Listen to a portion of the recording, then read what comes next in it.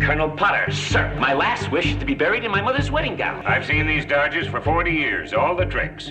On screen, they felt like a real family, laughing, saving lives, and making TV history as part of MASH, one of the most beloved shows ever made. They brought humor and heart into millions of homes, a little beacon of humanity in the face of a senseless war. But behind the scenes, the story wasn't quite so perfect. Most fans never knew about the quiet frustrations, the simmering tensions, or the contract disputes that were as much a part of the set as the surgical tent itself. For 11 seasons, from the very first episode to that record-breaking finale, Loretta Swit, who played the formidable Major Margaret "Hot Lips" Houlihan, was there for it all. She was one of only 2 actors who saw it through from the beginning to the very end. She saw them come, and she saw them go. For decades, we heard the official stories, actors wanting new challenges or more time with family. But in some of her most candid later interviews, Loretta Swit finally set the record straight. She revealed the complex, sometimes painful, and very human reasons why so many of her co-stars walked away from a cultural phenomenon. And what she shared changes how we see the 4077th Forever. MASH wasn't just a hit TV show, it was a national event. For over a decade, it didn't just entertain, it helped define an era of television. Its finale is still the most watched episode of a scripted show in American history, a record that will probably never be broken. Somewhere between 106 and 125 million people tuned in to say goodbye, that's more than half the country watching at the same time. Alan Alda remembered driving to dinner after the finale aired and realizing the streets were completely empty. That was the power of MASH, but the happy family viewers saw on screen was really a delicate mix of brilliant, ambitious, and sometimes clashing personalities. Loretta Swit confirmed that actors didn't just leave for greener pastures. They left because they felt unheard, unchallenged, or in some cases, completely overshadowed. To really get why they left, you have to understand what it was they were leaving. MASH, which started in 1972, was based on Robert Altman's hit 1970 film, which was based on a novel by a real military surgeon. In its early years, the show was a wacky, high-energy sitcom. It used the Korean War as a pretty thin veil to talk about the Vietnam War, which was still raging. The laugh track, something the cast and creators grew to hate, was always there, reminding you to laugh even in the grim reality of a mobile army surgical hospital. But as the show went on, something incredible happened. Under the growing influence of its star, Alan Alda, and producers like Larry Gelbart, MASH changed. It went from being a sitcom to a dramedy, a bold new format that blended laugh-out-loud comedy with gut-wrenching drama. The show started tackling serious topics rarely seen on TV back then. The psychological trauma of war, PTSD, and the moral struggles of people on the front lines.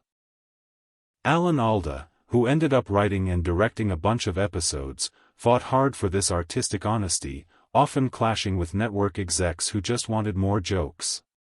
He believed that the more serious the show got, the funnier the comedy had to be to make the darkness bearable. This evolution was the show's genius, but it also meant everything started to revolve around its central star.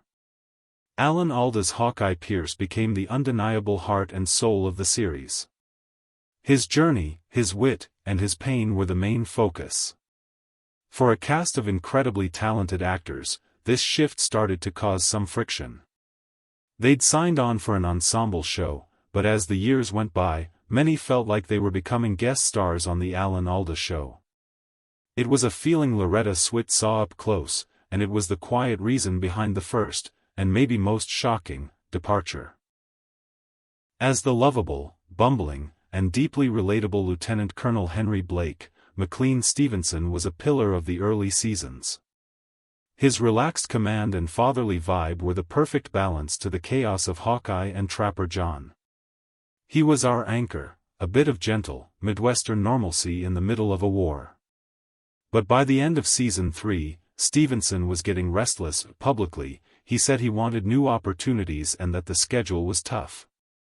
But Loretta Swit, in her later interviews, confirmed what people had suspected for years.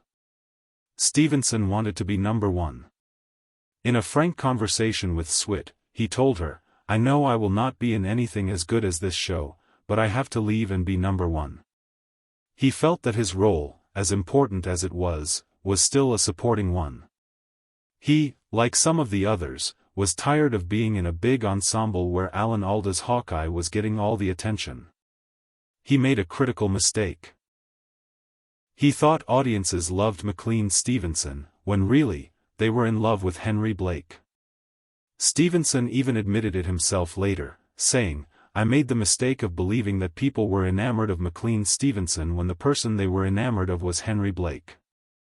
The producers, now faced with losing a key actor, made a decision that sent shockwaves through television. In the season 3 finale, Abyssinia, Henry, the 4077th, throws a heartfelt farewell party for Blake, who's finally been discharged and is going home. The episode is full of tearful goodbyes.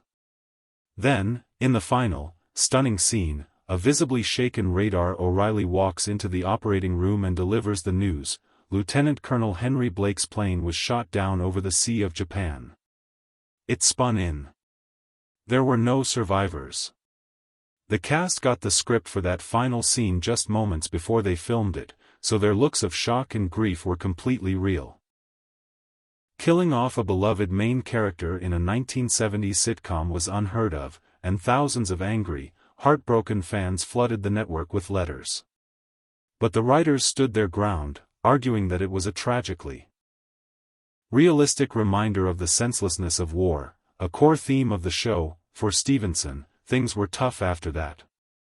The network gave him his own show, but the McLean Stevenson show failed quickly, and so did his other attempts at stardom. He became a cautionary tale in Hollywood, the punchline of late-night jokes about the dangers of leaving a hit show. Friends said he grew bitter about his decision, though he eventually came to terms with it, calling it the biggest mistake of his career. Loretta Swit watched her friend chase a dream, only to realize he'd left the best thing he ever had behind. Right around the same time McLean Stevenson was planning his exit, another original cast member decided to leave, though for slightly different reasons. Wayne Rogers played the charismatic and equally mischievous Captain Trapper John McIntyre, Hawkeye's original partner in crime. In those early seasons, their chemistry was electric. They were a perfectly balanced duo of surgical genius and martini-fueled chaos. Rogers had been told when he signed on that Hawkeye and Trapper would be co-leads, two sides of the same rebellious coin, but as the show's popularity exploded, it became obvious that Alan Alda was the breakout star.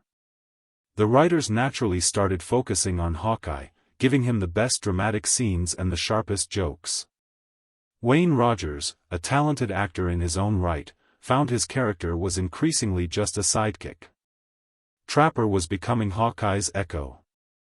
Loretta Swit confirmed that this feeling of being sidelined was a huge part of why he left. She explained that Rogers felt his talents weren't being used, and he was right. He wasn't getting enough screen time to make Trapper the complex character he was supposed to be. The frustration grew. But Rogers, who was a smart businessman, had an ace up his sleeve: he had never actually signed his contract.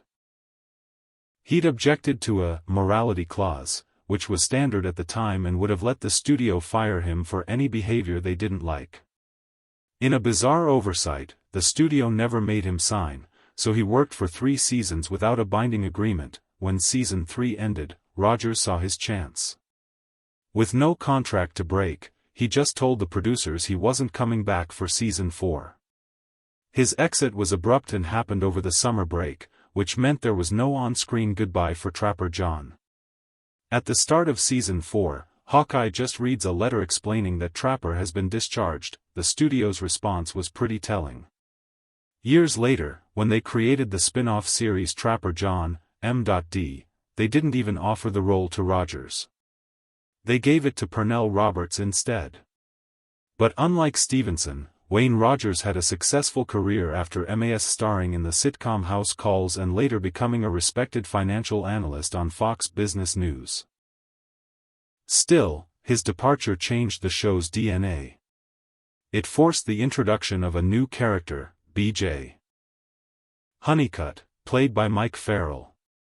It was a change that would eventually deepen the show's emotional core, but for many fans, that easy, sparkling chemistry between Alda and Rogers was never quite the same. For 5 seasons, Larry Linville gave us one of TV's greatest comedic villains, Major Frank Burns.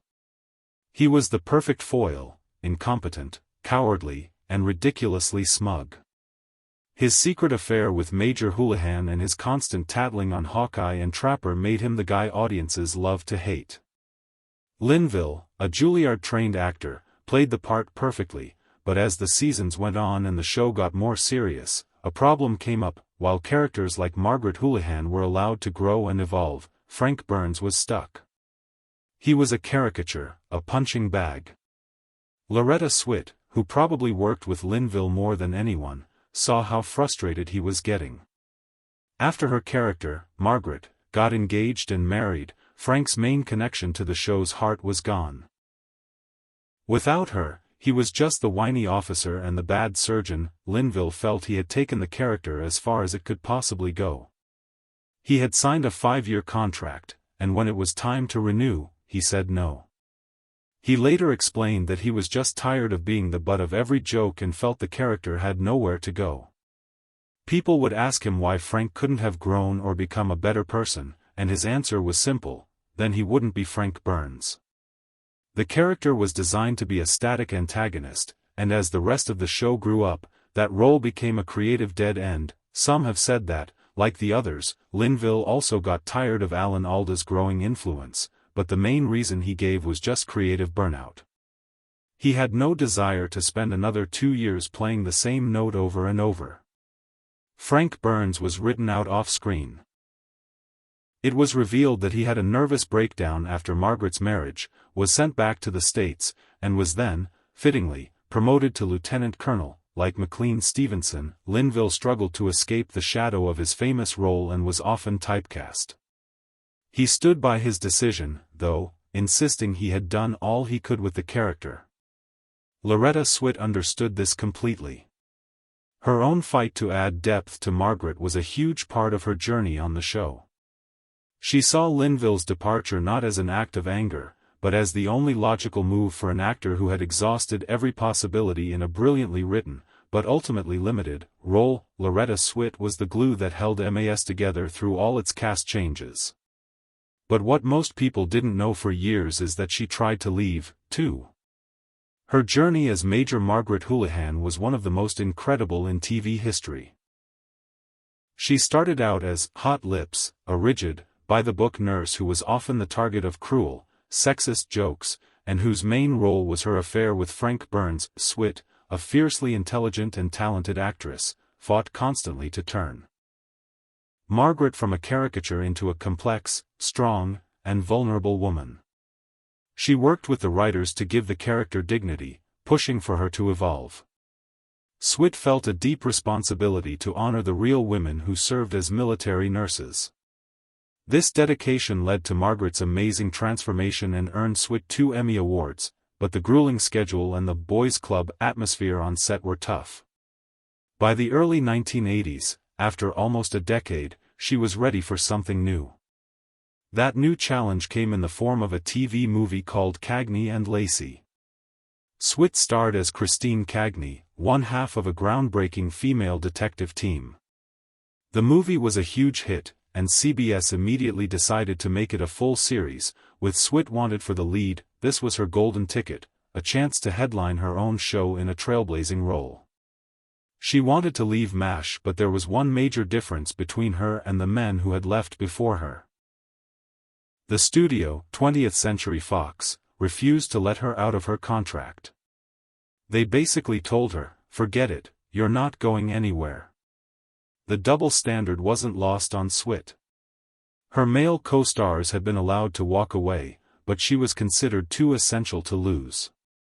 Years later, Swit admitted she was disappointed at first but also a little relieved. She said, "Thinking back, I wasn't up to making that decision, so I was happy that the studio and the network made it for me.